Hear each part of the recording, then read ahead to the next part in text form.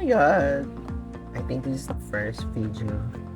Hindi pala I think. This is the first unboxing video of 2024!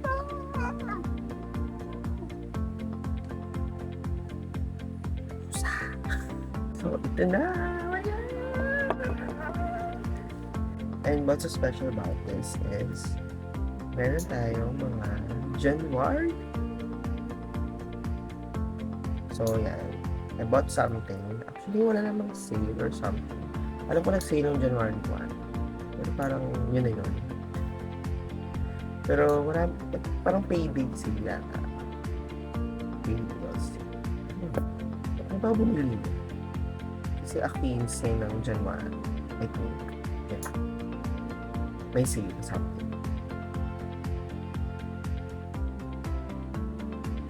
So, sabi na nakausap ko. Yung tumakot. Ang babay pakikat. Ayun na nga. So, this is our first unboxing video. I think yung legit na unboxing video. For 2024.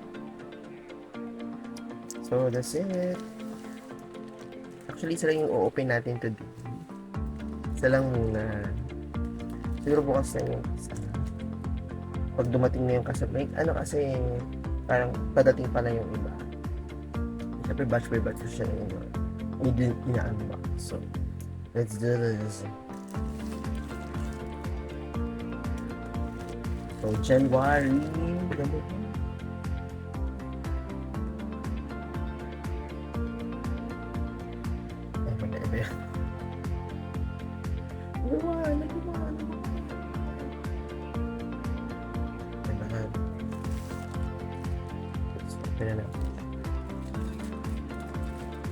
So ito in-order ko.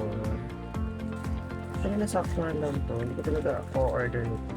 Hindi to naka-add to cart na sa akin. Kasi ready ko na siya place order. It's just so happen. May nasira. Kaya bumili ng bago. Yan. I think that's the perfect explanation. So may nasira ko. Bumili ng bago. Ang bigat! Ang bigat niya. Ano ba ito? Hindi ko pinag-bet yung packaging niya. Ayan siya. Parang kalahati ng plastic. Tapos parang naman lang siyang bubble wrap. Ito ko. Medyo fragile. Ito lang. Sana yung sanitizer. Buksan! Bakit? Ano ba naman? So ito siya.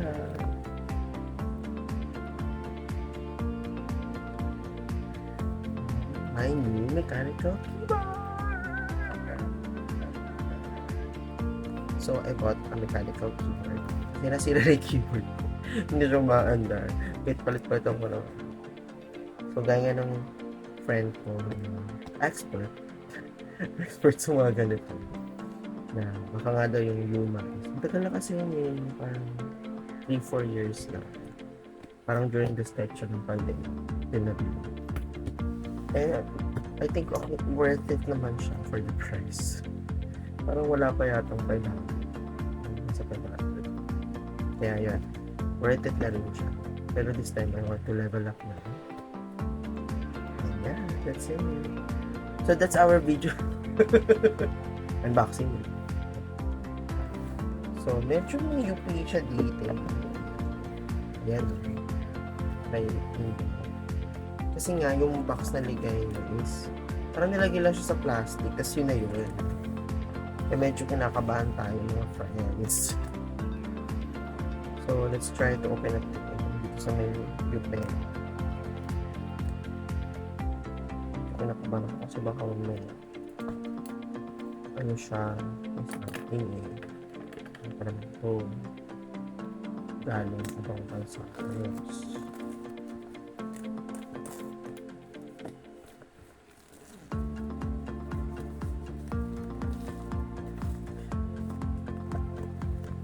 Parang feel ko na balibag siya. Di ba lang nilagay ng fragile.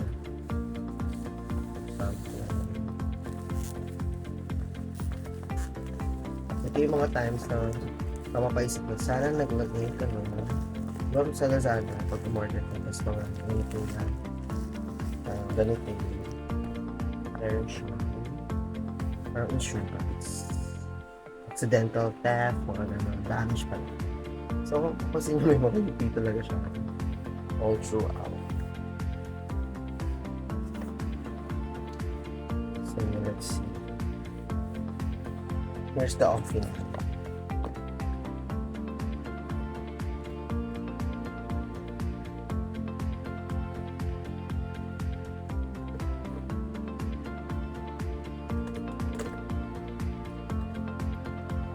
Lalabas na.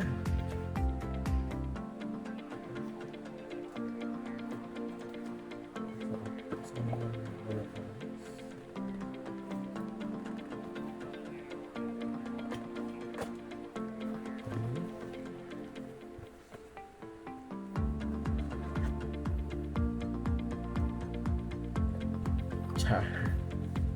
Ayan siya. The bomba. Eh, meron pa lang. Alam ko nakapatong lang. So, after setting up on, hindi ko na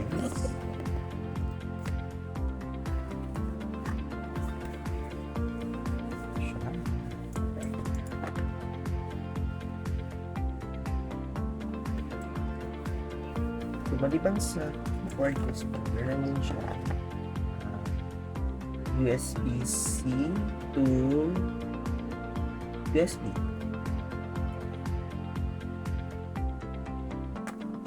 Meron din guide, user manual, and merong dahil mechanical keyboard siya, pwede mo siyang tanggalin kasi it's palitan. So meron din extra mga blue switches. And by the way, it is Machenike. Hindi ko alam kung mababasa yung Machenike siya. So,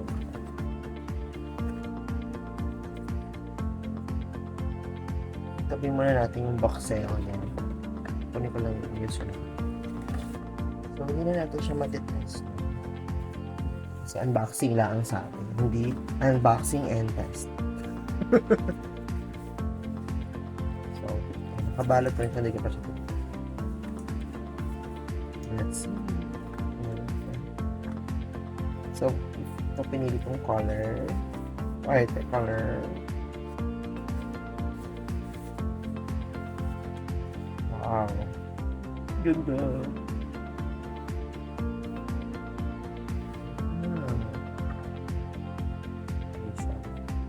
Bigat, no? Parang pwede mo na ito pang, deadly weapon.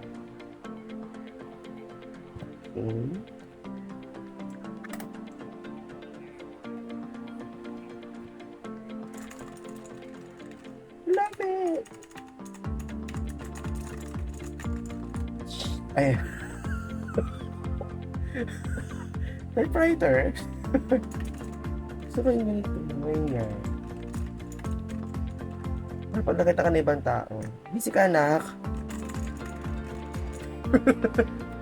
Ganun na. So it resembles talaga the literal old-fashioned keyboards. QWERTY, yung mga F, then dito yung keypad, arrow keys, and other keys. Hindi ko nakakanta yung tawag dito talaga. Medyo may, siya, no? Medyo heavy duty. Bigat eh. Kasi tinsak sa akin ng USB-C. Wait lang. USB-C siya. Ay, USB-C. Eh, yung cord ko ay USB-C to USB. Yung old na USB. So, saan ko ito isasaksak? Meron ako ditong adapter. Detail. Lapit. Nakakabit kasi siya sa laptop. Ganito lang. So tomorrow morning, I think I will yung section. Under siya. Hindi ko rin matandaan ko. Ano ba ito? May on-off battery. So, ano yung manual, di ba? So, basa ko na yun. Ano yung manual? Chinese. Nakaka-translator. Meron sa mga. Chong-ching, chong. Sarap. Okay. Okay, sa mga specs. Tanong ko paano siya yun. Getting to know your keyboard. First, give his or her a name. Getting to know. May getting to know. Ito may PowerPoint. PowerPoint. Okay. So, number 1, installation. No need to install, okay? Plug and play siya. Number 2, support, okay? Interface. Number 4, preset lighting mode. Yung lighting. Katabi ng M. Ito. Sa corner. Nakadulo siya. May ilaw siya. May ilaw siya eh. Wala, hindi ko naman paano siya. Ito, naka-charge na ba ito? Hindi yung tanong ito. Okay, sabi dito, long press the mode button to switch. So, gaming mode, M1,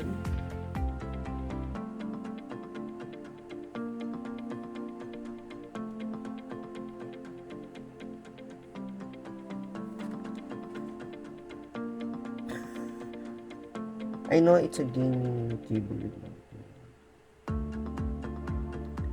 Ang look ko yung pang long term.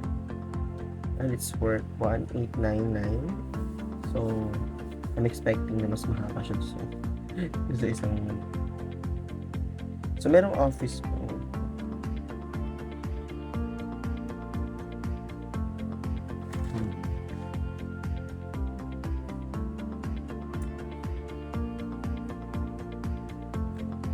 So, I assume kailangan mag-charge. Wala kasi naman pang dito. Paano siya ito-charge?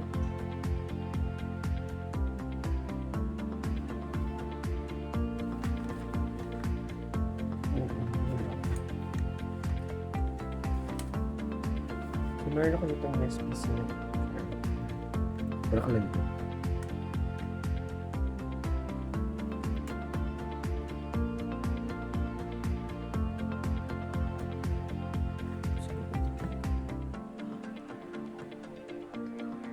Not sure kung nakikita mo.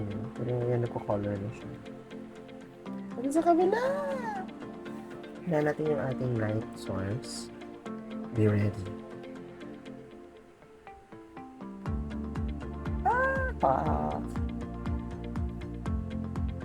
Sige tayo charge.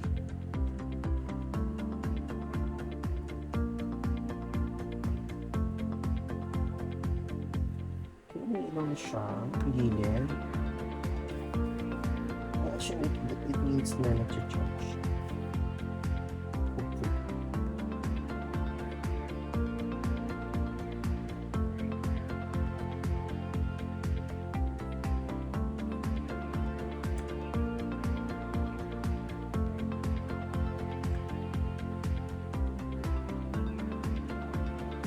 So, ayun na, kinakain na tayo mga kaibigan ng keyboard.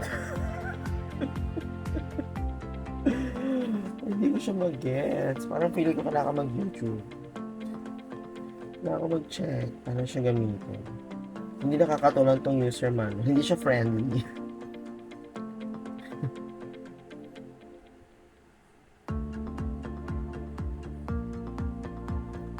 Meron ditong FM / saan yun? Ang weird no, yung printing nung bawat piece parang hindi siya legit. No offense.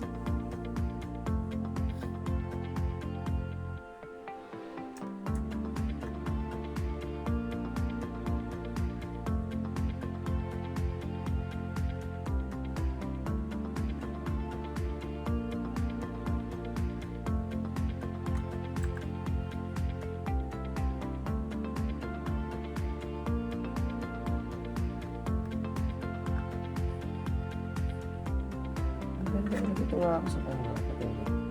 Yan, so ito na lang tayo. Yan. So that's it, our video for today.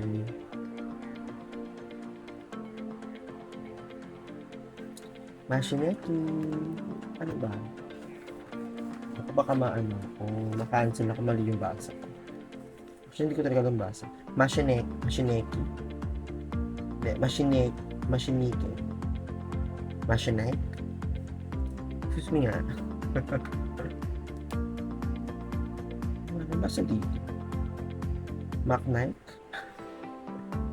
Machenike. Siya ay Chinese product kasi. So, I assume you are it is intended na basahin mo yun per vowel. Machenike. Machenike.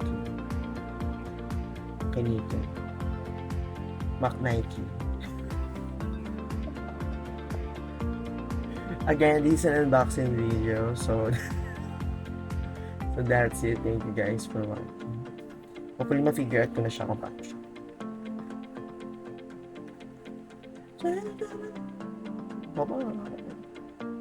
Bigat niya talaga. Pwede ito pang workout.